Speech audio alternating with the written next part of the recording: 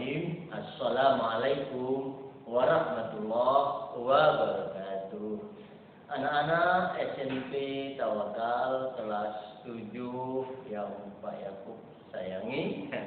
Alhamdulillah hari ini kita ketemu lagi untuk melanjutkan pelajaran kita tentang energi dalam sistem kehidupan.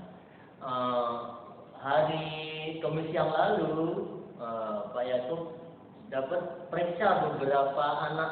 Bagus kok jawabannya ya, dari 10 soal itu ada yang bisa menjawab 8 soal halaman 187 ya. Tapi mohon maaf belum semua Pak Yakub periksa ya. Mudah-mudahan nanti akan diperiksa semuanya. Anak-anak sekalian, hari ini kita lanjutkan bagian B, yaitu macam-macam sumber energi ya, macam-macam sumber energi. Nah, kita tahu bahwa yang lalu kita belajar apa sih energi itu ya. Kalian insya Allah sudah paham energi itu adalah sesuatu yang dapat untuk melakukan kerja ya. Kemudian macam-macam energi itu ada energi potensial gravitasi, ada energi kinetik ya, dan kemudian juga energi itu tidak bisa diciptakan dan tidak bisa dimusnahkan. Tetapi energi itu bisa berpindah dari satu bentuk ke bentuk lain ya. Nah, hukum kekekalan energi itu meyakinkan kepada kita bahwa sejak Allah menciptakan alam semesta ini jumlah energi itu sudah ada ya, sudah ada dan tidak akan tidak akan habis-habisnya kecuali dia berubah.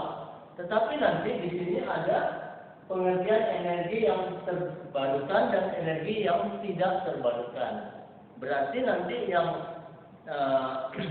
tidak terbarukan itu seolah-olah bisa habis.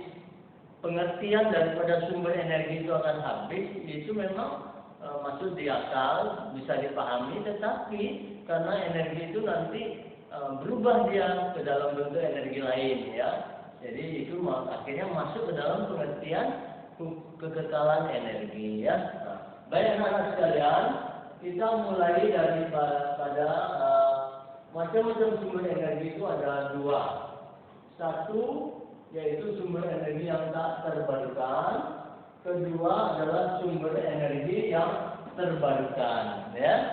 Nah, boleh kita pelajari apa saja energi-energi yang termasuk tak terbarukan. Di sini ada 3 macam, yaitu yang pertama energi minyak bumi, yang kedua adalah energi gas alam, dan yang ketiga energi batu bara. Nah, ketiga energi ini termasuk yang tidak terbarukan. Tapi bukan berarti dia tidak sesuai dengan hukum kekekalan energi ya. Tetap sesuai dengan hukum kekekalan energi. Kenapa? Ya karena memang ini pertama terjadinya minyak bumi itu nanti kita lihat berasal dari fosil hewan ya, yang disebut dengan plankton. Nah ini plankton di laut itu nanti beribu-ribu tahun yang lalu itu terkumpul dan lalu tertimbun mengalami perubahan suhu dan mengalami tekanan dalam waktu yang panjang dan lama sekali, ribuan tahun, sehingga dia akan berubah menjadi minyak bumi ya. Kemudian ada lagi yang juga berasal dari tumbuh-tumbuhan. Apa itu? Nah ini batu bara. Batu bara itu berasal dari tumbuh-tumbuhan yang juga mengalami proses yang sama, yaitu mengalami perubahan suhu, mendapat tekanan dalam waktu yang lama. Jadi tumbuh-tumbuhan itu lalu berubah dia menjadi batu bara. Ya, nanti batu bara itu ada 2 macam. Ada yang batu bara muda, ada yang disebut batu bara tua. Kalau batu bara muda itu warnanya coklat. Kalau batu bara tua itu warnanya hitam. Nah, tumbuh-tumbuhan yang menghasilkan batu bara muda itu biasanya disebut cemara. Tanaman cemara. Oh, ini berjuta-juta tahun yang lalu. Kemudian yang menghasilkan batu bara tua warnanya hitam yaitu tanaman pakis ya. Tanaman pakis itu warna hitam, bukan kayu pakis anak-anak ya, tapi tanaman pakis yang warnanya hitam itu nanti bertumpuk berjuta-juta tahun yang lalu mengalami perubahan, mendapat suhu yang tinggi dan tekanan yang besar dalam waktu yang lama, akhirnya berubah yang menjadi batu bara. Kemudian gas juga. Gas alam itu juga nanti rumus kimianya adalah CH4. Rumus kimia CH4. Ini berasal daripada juga fosil-fosil hewan ya. Rumus kimia dari gas itu rumus kimianya CH4. Itu gas metana ya. Ini gas metana. Anak-anak sekalian, jadi ini nanti bisa menyebabkan pada suatu saat akan habis. Ya, karena memang dia berasal dari fosil tumbuhan dan tanaman. Karena itu ketiga sumber energi ini disebut sebagai bahan bakar fosil. Ya, apa? Bahan bakar fosil ya. Nah, bahan bakar fosil ini itulah yang kita sebut bahan bakar yang tidak terbarukan. Tidak terbarukan. Pada saatnya akan habis dia, maka ya sudah kita tidak bisa memanfaatkan lagi ya. Baik anak-anak sekalian, yang berikutnya. Yang berikutnya itulah yang disebut dengan energi nuklir. Mungkin anak-anak tahu nuklir itu apa sih? Nuklir itu artinya inti ya. Jadi energi nuklir itu adalah energi yang berasal dari inti atom. Ada unsur yang paling bagus untuk menghasilkan energi nuklir itu adalah unsur uranium. Unsur uranium 235. 235 ini adalah nomor masanya ya. Nomor massa daripada atom itu. Jadi termasuk atom berat. Termasuk atom berat itu uranium. Dan bagaimana cara mendapatkan energi dari atom uranium, yaitu melalui pembelahan inti. Ya. Jadi berasal dari pembelahan inti atau fisi. Fisi itu adalah pembelahan inti. Nah, nanti ada lagi reaksi yang disebut reaksi fusi, penggabungan inti. Inti atom ringan digabung lalu menghasilkan energi panas. Contohnya apa? Yang terjadi di matahari. Di matahari itu anak-anak inti atom hidrogen bergabung menjadi inti atom helium, ya. Tapi kalau di bumi kita ini nanti untuk menghasilkan energi nuklir itu adalah dengan membelah inti atom uranium 235. Lalu dia akan menjadi inti atom lain yang lebih ringan, menjadi atom-atom yang lebih ringan, ini ya. Nah, tapi pada saat terjadi pembelahan inti atau uranium itu, maka keluarlah energi.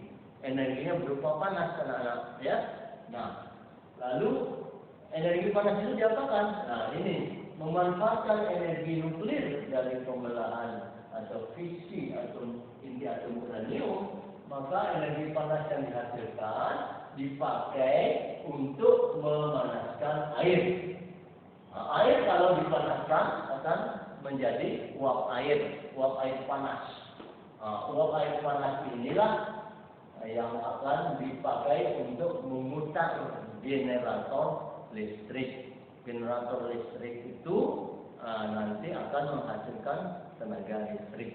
Nah, dengan kata lain, energi nuklir itu nantinya akan menghasilkan panas, dan panas ini dipakai untuk memanaskan air, lalu menghasilkan uap air, dan uap air ini yang dipakai untuk menggerakkan generator listrik. Ya, nah kedua energi A dan B pada saatnya bisa habis. Karena memang jumlah atom uranium atau unsur uranium itu memang terbatas di alam ini, ya. Indonesia mempunyai juga cadangan atom uranium di Irian Barat. Negara yang sudah kehabisan uranium ini konon mendekati habis apa itu negara Jerman, ya. Mudah-mudahan nanti kita masih bisa memanfaatkan energi atom uranium yang ada, terutama di Irian Barat itu adalah untuk membagi tenaga listrik. Energi listrik itu bisa juga untuk menggerakkan kapal laut, terutama, ya, dan lain sebagainya. Baik anak-anak sekalian, kita masuk kepada bagian yang kedua. Bagian kedua yaitu sumber energi terbarukan. Kita lihat di sini ada dua macam contohnya. Yang pertama matahari, yang kedua air dan angin, ya. Sumber matahari. Matahari tentu kita mengimani sebagai ciptaan Allah Subhanahu wa taala, ya. Nah, sekarang bagaimana? Apakah betul energi matahari itu bisa sebagai sumber energi yang terbarukan? Nah, maka jawabannya tentu kita yakin bahwa selama Allah Subhanahu wa taala mengizinkan matahari untuk bersinar, ya, maka banyak sekali manfaatnya. Kita membutuhkan energi. Contohnya energi kimia yang dihasilkan melalui proses fotosintesis tumbuh-tumbuhan. Tumbuh-tumbuhan yang berklorofil itu tidak bisa melakukan fotosintesis tanpa ada sinar matahari, ya. Nah, jadi selama Allah mengizinkan matahari bersinar, selama itu kita akan mendapat manfaat sumber energi kimia dari hasil fotosintesis di dalam tumbuh-tumbuhan, ya. Nah, tentu kita juga ingin memahami, ya, bahwa akibat daripada energi sinar matahari itu apa saja yang bisa terjadi di muka bumi. Banyak sekali, ya. Antara lain bahwa terjadinya penguapan air laut.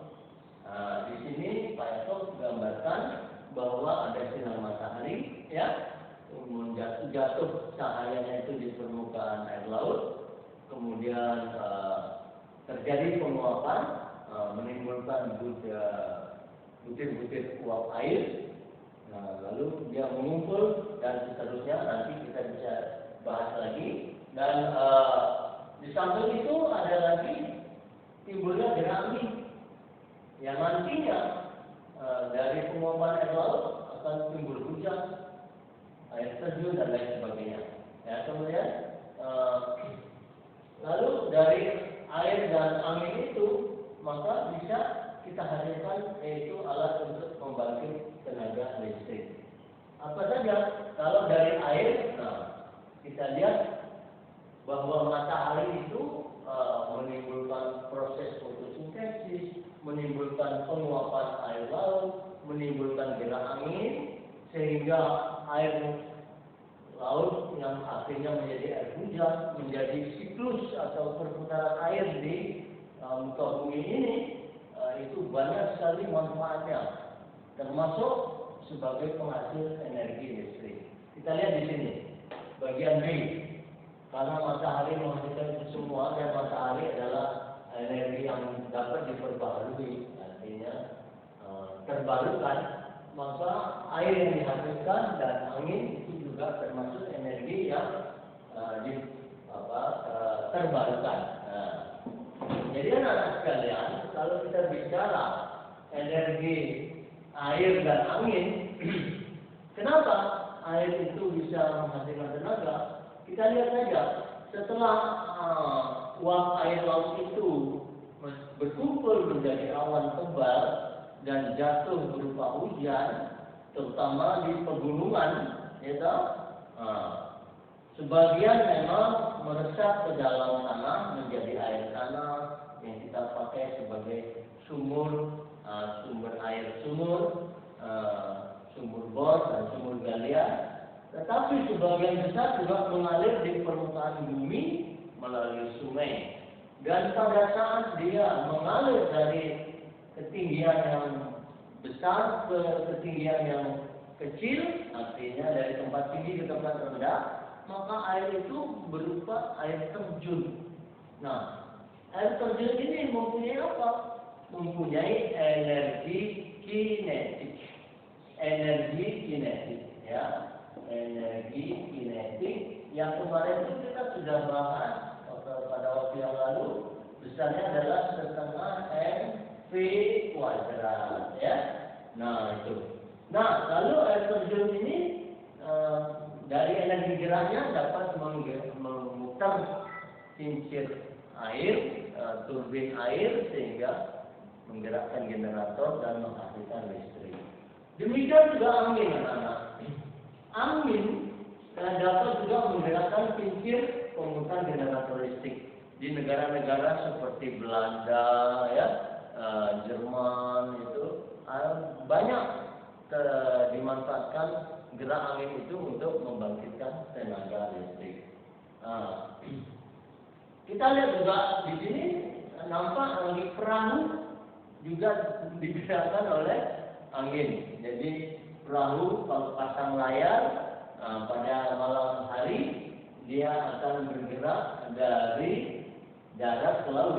Jadi anak-anak supaya tahu bahwa nelayan itu biasanya melaut itu